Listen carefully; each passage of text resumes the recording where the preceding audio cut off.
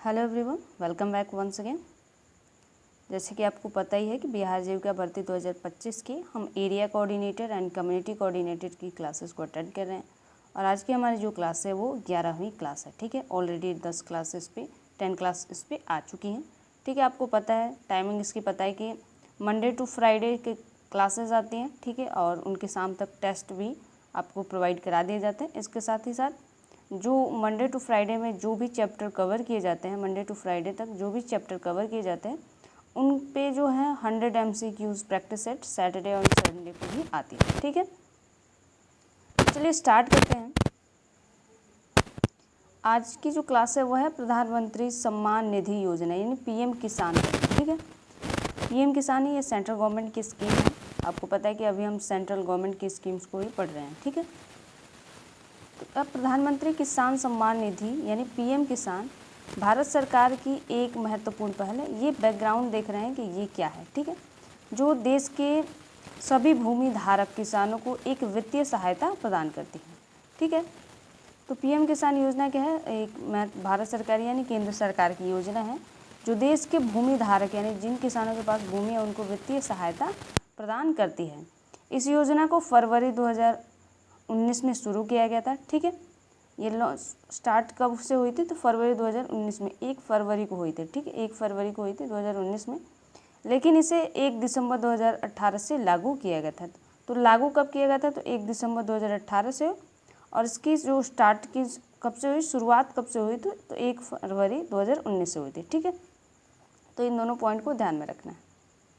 अगर बात करें तो प्रधानमंत्री किसान सम्मान निधि जो है भारत सरकार की एक पहल है जो किसानों को न्यूनतम आय सहायता के रूप में प्रतिवर्ष 6,000 रुपये यानी $US में दिया है देती है।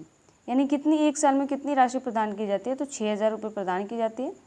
इस पहल की घोषणा पीयूष गोयल ने 1 फरवरी 2019 को भारत सरकार के अंतरिम केंद्रीय बजट 2019 के दौरान की थी। ठीक है, तो ध्यान रखना है कि जो इसकी शुरुआत कब हुई थी और किसने की थी, इसकी घोषणा किसने की थी? तो पीयूष गोयल ने की थी।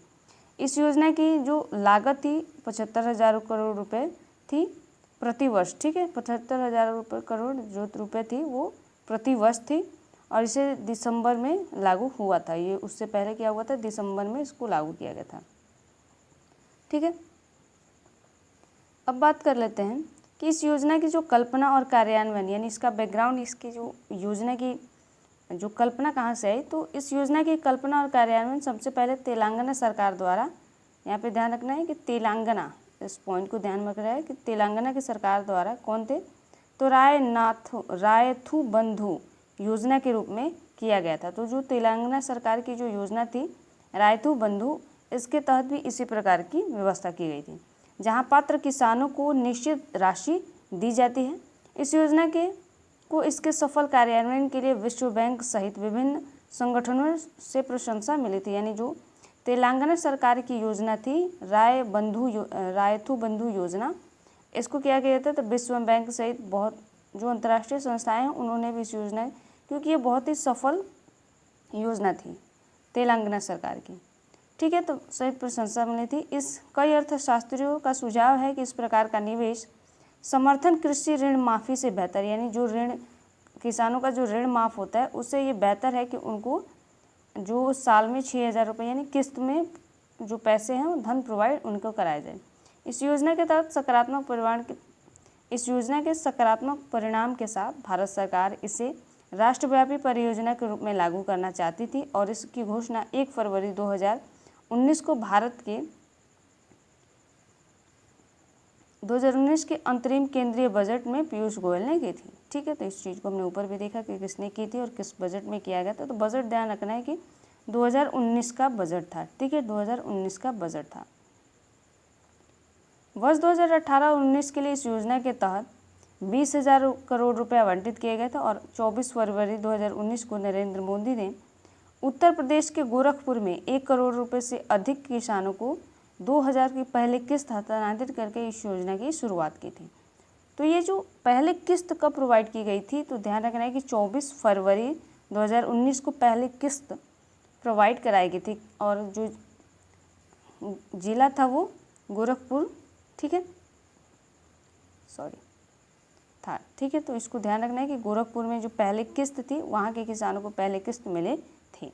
अक्टूबर 2023 तक इस योजना के तहत 14 किस्तें मिल चुकी हैं। ठीक है, कृषि एवं किसान कल्याण मंत्रालय ने पीएम किसान सम्मान निधि योजना के तहत शीर्ष प्रदर्शन करने वाले राज्यों और जिलों को पुरस्कृत किया है।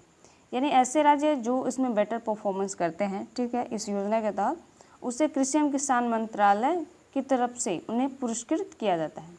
यह डेटा में सुधार, किसानों की शिकायतों का समाधान और समय पर भौतिक सत्यापन अभ्यास जैसे मानदंडों पर आधारित है। तो ध्यान रखना है कि इसमें क्या क्या टॉपिक है। ठीक है, तो ये जो फैक्चुअल पॉइंट है, इसके जो फैक्ट्स हैं इनको ध्यान में रखना है क्योंकि इन्हीं पे प्रश्न बनते हैं। ठीक है, अब बात कर रहे थे पीएम किसान योजना है क्या। पीएम किसान योजना है क्या? तो प्रधानमंत्री किसान सम्मान निधि यानी पीएम किसान भारत सरकार की एक महत्वपूर्ण योजना है जिसका उद्देश्य देश के सभी भूमिधारक किसान परिवारों को आय सहायता प्रदान करना है। यह योजना किसानों को कृषि एवं घरेलू जरूरतों को पूरा करने के लिए वित्तीय मदद देती है। ठीक है, ध्यान रखना है ये क्या है। अगर इसके लाभ और विशेषताओं की बात करें तो ये क्या है, इस योजना का लाभ क्या है या इसके फीचर्स क्या हैं।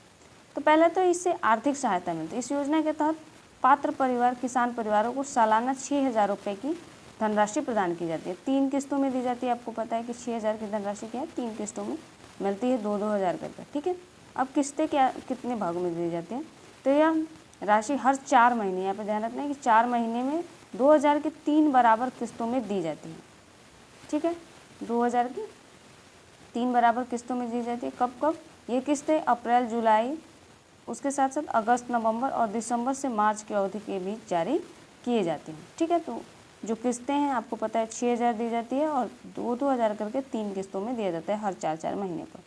तो इसको ध्यान रखना है। अब दिया कैसे जाता है, तो सीधा हस्तांतरण, पैसा सीधे किसानों के बैंक खाते में डायरेक्ट बेनिफिट ट्रांसफ़र यानी डीबीटी के माध्यम से भेजा जाता है, जिससे पारदर्शिता बनी रहती है और बिचौलियों की जो समस्या होती है वो ख़त्म हो जाती है। तो डीबीटी के माध्यम से यानी डायरेक्ट बेनिफिट ट्रांसफ़र के माध्यम से पैसा जो होता है सीधे उनके खाते में प्रोवाइड कर दिया जाता है। योजना की बात करें तो यह पूरी तरह से भारत सरकार द्वारा वित्त पोषित है, यानी ये पूरी तरह से केंद्र प्रायोजित योजना है। इसकी जो फंडिंग है ये 100% कौन करता है, तो केंद्र सरकार करती है, यानी पैसा जो है 100% केंद्र सरकार का लगता है। अब इसकी बात करें कि पात्रता या मानदंड क्या क्या है इसके, तो सभी भूमि धारक किसान परिवार जिनके नाम पर खेती योग्य ज़मीन है इस योजना के लिए पात्र हैं, यानी जिनके पास खेती करने के लिए योग्य ज़मीन है, यानी जिनके पास भी ज़मीन है वो इसके लिए पहला कह रहे हैं। दूसरा कह रहा है कि परिवार में पति पत्नी और उनके नाबालिग बच्चे भी शामिल होते हैं, यानी जो पीएम किसान योजना के तहत जो परिवार की परिभाषा है उसमें पति पत्नी और उनके नाबालिग बच्चे शामिल हैं। ठीक है, तो इसको ध्यान रखना है। अगला है कि पात्र किसान परिवारों की पहचान करने की जिम्मेदारी राज्य और केंद्र शासित प्रदेश की सरकारों की होती है, यानी इस योजना के तहत जो कौन लाभार्थी होगा उसकी जिम्मेदारी केंद्र और राज्य सरकार और केंद्र शासित प्रदेशों की होती है, यानी जिन राज्यों में लागू किया जाता है वहाँ की गवर्नमेंट की होती है, न कि केंद्र सरकार की। अब बात कर लेते हैं कि इससे बाहर किनको रखा गया, यानी किनको इस योजना का लाभ नहीं मिलेगा। तो कुछ विशेष श्रेणियों के लोगों जो आर्थिक रूप से संपन्न हैं इस योजना के लिए पात्र नहीं हैं। इसमें कौन कौन से शामिल हैं, यानी किसको इस योजना का लाभ नहीं मिलेगा, तो एक तो संस्थागत भूमि धारक। ठीक है, संस्थागत भूमि धारक। उसके बाद है पूर्व और वर्तमान संवैधानिक पदधारक, यानी जिन्होंने भी जो भी व्यक्ति या तो पहले संवैधानिक पद पे थे या अब संवैधानिक पद पे हैं। ठीक है, अगला है केंद्र या राज्य सरकार के सेवारत या सेवानिवृत्त अधिकारी और कर्मचारी, यानी मल्टीटास्किंग स्टाफ। चतुर्थ श्रेणी यानी ग्रुप डी के कर्मचारियों को छोड़कर, यानी जो भी व्यक्ति कहें कि जो गवर्नमेंट जॉब में है उनको छोड़कर इसके जो लोग होंगे वो पात्र होंगे, यानी इनको इसमें सम्मिलित नहीं किया जाएगा। और जो व्यक्ति संवैधानिक पद पे यानी संविधान द्वारा निर्मित किसी पद पे हैं उस पर भी जो व्यक्ति होगा उसको इसका लाभ नहीं मिलेगा। इसके साथ साथ सेवानिवृत्त पेंशन भोगी की मासिक पेंशन, जिसकी मासिक पेंशन 10,000 या उससे अधिक है, उसको भी नहीं मिलेगा। यानी जिन व्यक्तियों को, जो व्यक्ति गवर्नमेंट जॉब में थे या किसी भी जॉब में थे जिसमें पेंशन मिलती है उसके तहत अगर उनको 10,000 या उससे अधिक की पेंशन मिलती है तो भी वो उसके लाभ यानी पीएम किसान फंड के लाभ के हकदार नहीं होंगे। ठीक है, उनको इसका लाभ नहीं मिलेगा। इसके साथ ही साथ पिछले निर्धारित वर्ष में आयकर भुगतान करने वाले भी इसमें संबंधी व्यक्ति नहीं, यानी जो टैक्स पेयर हैं, टैक्स जो पेड करते हैं, टैक्स पेयर हैं, वो भी इसमें सम्मिलित नहीं किए जाएंगे। इसके साथ ही साथ डॉक्टर, इंजीनियर, वकील और चार्टर्ड अकाउंटेंट जैसे पेशेवरों को भी इससे बाहर रखा गया है। तो ठीक है, तो ध्यान रखना है कि इसमें किन किन व्यक्तियों को शामिल नहीं किया गया है, यानी किन व्यक्तियों को इसमें पैसा फंड नहीं प्रदान किया जाए। तो संस्थागत भूमि धारक है, पूर्व और वर्तमान संवैधानिक पद धारक है, केंद्र राज्य सरकार के सेवानिवृत्त या सेवानिवृत्त अधिकारी और कर्मचारी यानी मल्टीटास्किंग स्टाफ, चतुर्थ श्रेणी या ग्रुप डी के कर्मचारियों को छोड़कर। इनमें कौन कौन से कर्मचारी हैं जिनको छोड़ा गया है, यहाँ पे ध्यान रखना है कि मल्टीटास्किंग, जो कुछ विशेष अधिकारी हैं उनको छोड़कर मल्टीटास्किंग चतुर्थ श्रेणी के, आपको पता है कि जो गवर्नमेंट जॉब में होती है वो श्रेणीबद्ध होती है। अब फर्स्ट श्रेणी के जो अधिकारी होंगे, सेकंड श्रेणी के, थर्ड श्रेणी के, ठीक है, उसी तरफ से बना होता है। और ग्रुप डी के कर्मचारी जो होते हैं, यानी ग्रुप डी के जो भी कर्मचारी होंगे उन सबको छोड़कर बाकी सभी को इसमें रखा जाता है। ठीक है, तो कर्मचारियों में किनको इसमें नहीं जोड़ा गया है उसको भी ध्यान रखना है। इसके साथ ही साथ जिन व्यक्तियों को जो मासिक पेंशन है, यानी पेंशन भोगी है, उनको 10,000 या उससे अधिक मिलता है, वो नहीं होंगे इसमें। और जो टैक्स पेयर हैं, इसके साथ ही साथ डॉक्टर, इंजीनियर, वकील और चार्टर्ड अकाउंटेंट जैसे पेशेवर होते हैं। अब आवेदन कैसे किया जाएगा, यानी पंजीकरण कैसे किया जाएगा। तो किसान इस योजना के लिए कई तरीके से पंजीकरण करा सकते हैं। ठीक है, एक तो है स्वपंजीकरण, यानी वे पंजीकरण खुद कर सकते हैं। पीएम किसान की आधिकारिक वेबसाइट यानी फार्मर कॉर्नर सेक्शन में जाकर न्यू फार्मर रजिस्ट्रेशन यहाँ पे दिया हुआ है, पर क्लिक करने पर वह खुद को पंजीकृत कर सकते हैं। तो ये पंजीकरण करने का तरीका है, बता रहा है कि कैसे पंजीकृत करना है। उसके बाद कर रहा है कि सीएससी के माध्यम से, जैसे वे अपनी नज़दीकी कॉमन सर्विस सेंटर पर जाकर भी पंजीकरण करवा सकते हैं, यानी सीएससी सेंटर पे जाकर भी वो आवेदन कर सकते हैं। इसके साथ ही साथ स्थानीय अधिकारियों से संपर्क, यानी किसान अपने स्थानीय पटवारी, राजस्व अधिकारी या राज्य सरकार द्वारा नामित नोडल अधिकारियों से संपर्क करके भी पंजीकरण करवा सकते हैं। तो ये 3 तरीके हैं पंजीकरण कराने का, इनको भी ध्यान रखना है कि कौन कौन से तरीके हैं और कैसे पंजीकरण यानी आवेदन कैसे किया जाएगा इसके लिए। ठीक है,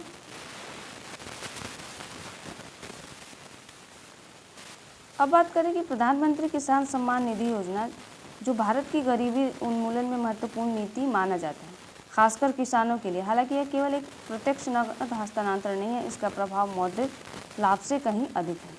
ठीक है, तो ये इसके जो इम्पोर्टेंट पॉइंट्स थे इनको ध्यान रखना। अब बात कर लेते हैं कि कैसे यह योजना यानी पीएम किसान योजना गरीबी उन्मूलन में कैसे योगदान देती है, यानी पीएम किसान योजना गरीबी उन्मूलन में कैसे योगदान देती है।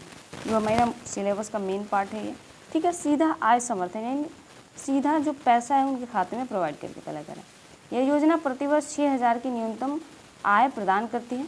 लाखों छोटे और सीमांत किसानों के लिए जिनकी आय अक्सर अनियमित होती है और फसल चक्र और बाजार कीमतों पर निर्भर करती है, यह निश्चिततः एक महत्वपूर्ण सुरक्षा कवच है। यह उन्हें बुनियादी घरेलू ज़रूरतों को पूरा करने में मदद करती है और आर्थिक झटके के प्रति उनकी कमजोरियों को कम करती है।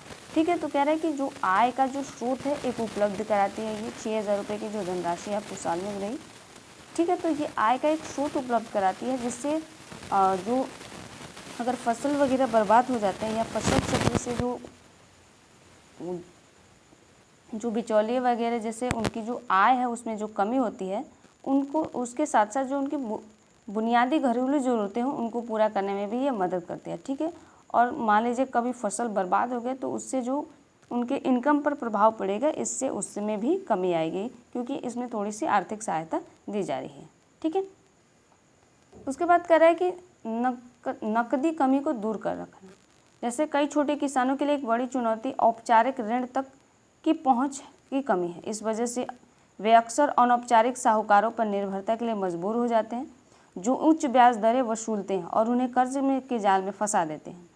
पीएम किसान का पैसा खासकर बुआई के मौसम से पहले किसानों को नकदी एवं तैयार स्रोत प्रदान करता है, जिससे वे बिना उच्च ब्याज वाले कर्ज लिए बिना उर्वरक, कीटनाशक जैसे आवश्यक कृषि सामग्रियां खरीद सके। इससे उत्पादकता में वृद्धि और फसलों की बेहतरी में पैदावार होते हैं। जैसे ये क्या करता है कि जब फसल की बुआई से पहले उनको पैसा प्रोवाइड किया जाता है, तो ये कह रहा है कि जो वो किसान जो हैं उनके पास अगर पैसा नहीं है तो वो क्या करेंगे कि कर्ज लेंगे। किससे कर्ज लेंगे? तो उनको तो ऋण तो मिलेगा नहीं, बैंक से लोन तो नहीं मिलेगा, ठीक है, क्योंकि लोन का एक लंबा प्रोसेस होता है, उसमें बहुत ज़्यादा टाइम लग जाता है, तो इसलिए उनको लोन तो समय पर नहीं मिलेगा। तो वो क्या करेंगे कि वो साहूकारों के पास, यानी जो कर्ज वगैरह लेंगे उस पर आपको पता है कि आप किसी व्यक्ति से कर्ज लेते हैं तो जो इंटरेस्ट रेट होता है ना बहुत ज़्यादा हाई लेते हैं वो, ठीक है, बैंकों के मुकाबले इंटरेस्ट रेट उनका बहुत ज़्यादा हाई होता है। तो वही कह रहा है कि अगर उन्हें जो फंडिंग प्रोवाइड कराई जाएगी पीएम किसान फंड के तहत, अगर 2,000 रुपये की धनराशि प्रदान की जाएगी तो जो वो बीज वगैरह या उर्वरक वगैरह जो भी खेती के सामान खरीदने में उनको थोड़ी हेल्प हो जाएगी, ठीक है। अगला है कृषि निवेश को बढ़ावा देना। आय के एक विश्वसनीय स्रोत के साथ किसान अपनी ज़मीन और खेती के तरीकों में निवेश करने के लिए अधिक आश्वस्त रहते हैं। इसमें नई तकनीकों को अपनाना, सिंचाई में सुधार करना, फसलों में विविधता लाना शामिल हो सकता है। ऐसे निवेश दीर्घकालिक कृषि उत्पादकता में सुधार और गरीबी से बाहर निकालने में महत्वपूर्ण होते हैं, ठीक है। तो ये कृषि में उनको इनपुट्स को भी बढ़ावा देता है, यानी कृषि में वो नवाचार भी कर सकते हैं, क्योंकि वो जो फंडिंग की जाती है ना, पैसा जो उनको मिलता है उससे क्या होता है कि उनके जोखिम कम होता है। तो वो नवाचार यानी फसलों के नवाचार में या बुआई वगैरह या जो उसकी नई तकनीकें हैं उसको अपनाने में वे बेझिझक हो जाते हैं, ठीक है, क्योंकि उनको जो एक वित्तीय सहायता उनको मिलती है तो जो असुरक्षा होती है वो कम हो जाती है इसकी। अगला है घरेलू कल्याण पर प्रभाव। अध्यायों और रिपोर्टों के संकेत दिया गया है कि पीएम किसान से मिलने वाले धन का उपयोग केवल कृषि उद्देश्यों के लिए ही नहीं किया जाता। कई लाभार्थी परिवार इस पैसे का उपयोग अन्य महत्वपूर्ण खर्चों के लिए भी करते हैं, यानी किसान सिर्फ इस पैसे का उपयोग खेती के लिए ही नहीं करते बल्कि अपनी घरेलू ज़रूरतों के लिए भी इसको खर्च करते हैं। जैसे कह रहा है कि खाद्य सुरक्षा के लिए, यह सुनिश्चित करना कि उनके पास साल भर खाने के लिए पर्याप्त भोजन हो, उस पर भी खर्च करते हैं। स्वास्थ्य पे चिकित्सा खर्चों का भुगतान और बेहतर स्वास्थ्य सुविधाओं तक पहुंच बनाने के लिए भी इस पैसे का उपयोग करते हैं। इसके साथ ही साथ शिक्षा, अपने बच्चों की शिक्षा के लिए भी ये पैसा वे खर्च कर सकते हैं या खर्च करते भी हैं, ठीक है। तो वही कह रहे हैं, इससे क्या होता है कि कर्ज में कमी आती है। वित्तीय सहायता उन्हें मौजूदा कर्ज चुकाने में मदद करती है और जिससे उनकी आय और मुक्त भी हो जाती है, ठीक है। जिससे वो क्या होता है कि कर्ज में दबने के बजाय उनको जो थोड़ी बहुत धनराशि मिलती है उससे उनकी हेल्प हो जाती है।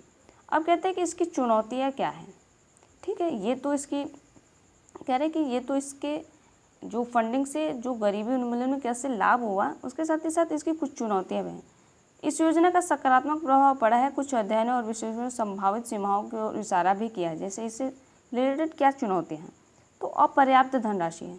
साल भर में 6,000 रुपये का लाभ, जो प्रतिदिन एक बहुत ही छोटी राशि है, एक परिवार को गरीबी रेखा से बाहर निकालने के लिए आप में पर्याप्तता नहीं है। यानी कह रहा है कि ये जो धनराशि प्रदान की जाती है 6,000 रुपये की धनराशि, वो पर्याप्त नहीं है, क्योंकि आपको पता है कि जो महंगाई कितनी ज़्यादा है।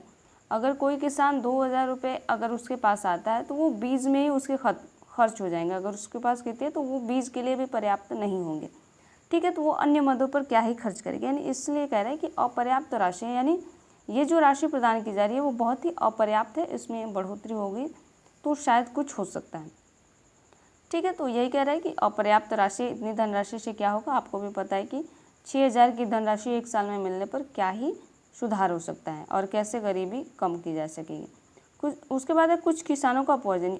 योजना के अपोजन मानदंड में भूमिहीन मजदूर और बटाईदार किसान शामिल नहीं है, जो अक्सर ग्रामीण समुदाय में सबसे कमज़ोर वर्ग होते हैं। आपको पता है कि जो इस योजना का पात्र होगा उसके पास क्या होता है, भूमिहीन, भूमि जिसके पास है वही होगा। यानी ऐसे किसानों को जो किसी के खेतों वगैरह में काम करते हैं उनको इसका लाभ नहीं मिलेगा, क्योंकि उनके पास तो भूमि ही नहीं है। अगर वो भूमि होते तो वो अपने खेतों में ही काम करते, दूसरे खेतों में तो काम करते हैं। तो यही कह रहा है कि वैसे किसान जिनके पास भूमि ही नहीं, यानी जिनके पास भूमि नहीं है या जो किसी दूसरे की भूमि को बटाई पर लेकर बोते हैं, यानी किसी की भूमि लिया, उसको बोया और उस अपना उपज जो देते हैं, ठीक है, 50-50 जो उपज करते हैं, तो वो किसान इसमें सम्मिलित नहीं है, ठीक है। तो वही कह रहा है, इसके कुछ किसान तो छूट ही जाते हैं, क्योंकि इसका जो क्राइटेरिया है वह क्या है कि भूमि होनी अनिवार्य है। जिनके पास भी भूमि है उन्हीं को इस योजना का लाभ मिलेगा। तो ऐसे किसान जिनके पास भूमि नहीं है या जो बटाईदार हैं उनको इसका लाभ नहीं मिलता है। इसके साथ ही साथ कार्यान्वयन संबंधित मुद्दे, जबकि डीबीटी प्रणाली काफ़ी हद तक सफल रही है, लाभार्थियों की पहचान, आधार शेडिंग और बैंक खाते की लिंक से संबंधित मुद्दे भी अभी कुछ मामलों में देरी का कारण बन सकते हैं, तो कुछ देरियां भी हो जाती हैं। अगर बात करें तो कुल मिलाकर पीएम किसान एक व्यापक रणनीति के हिस्से के रूप में किसान परिवारों की आय की कमजोरी को सीधे संबोधित करके और उन्हें अपनी भविष्य निधि में निवेश करने की वित्तीय स्थिरता प्रदान करके गरीबी उन्मूलन में एक महत्वपूर्ण भूमिका निभाता है। तो ये गरीबी उन्मूलन में कैसे महत्वपूर्ण भूमिका निभाता है, ये बातें थी। अब बात कर लेते हैं कि इसकी विशेषताएं क्या हैं। ठीक है, आपको पता है कि आपका जो सिलेबस है उसकी विशेषता और कैसे गरीबी उन्मूलन करेगा, ये दोनों पॉइंट पूछता है। तो पहले हम उसका बैकग्राउंड देखते हैं। ठीक है, पीएम किसान का हमने बैकग्राउंड देखा, फिर ये गरीबी उन्मूलन में कैसे सहायक है। अब देखते हैं हम इसका विशेषताएं क्या क्या हैं। ठीक है, तो कह रहे हैं कि प्रधानमंत्री सम्मान किसान निधि योजना भारत सरकार की एक महत्वपूर्ण पहल है जिसका उद्देश्य देश के भूमिहीन धारक किसानों की आय में सहायता करना है। इसकी कुछ मुख्य विशेषताएं हैं, जैसे वित्तीय सहायता। आपको पता है सालाना लाभ इस योजना के तहत जो पात्र परिवार है उनको 6,000 रुपये की वित्तीय सहायता प्रदान की जाती है। तो पहला विशेषता तो ये है। दूसरा है किस्तें।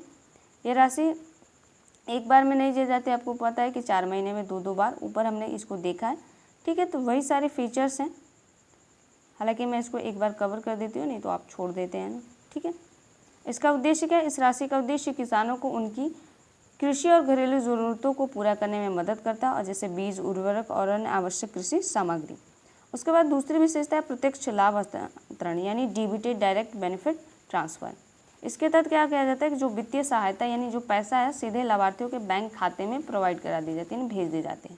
यह एक महत्वपूर्ण विशेषता है जो पारदर्शिता सुनिश्चित करती है एवं देरी को या कमी को और बिचौलियों की भूमिकाओं को खत्म करती है।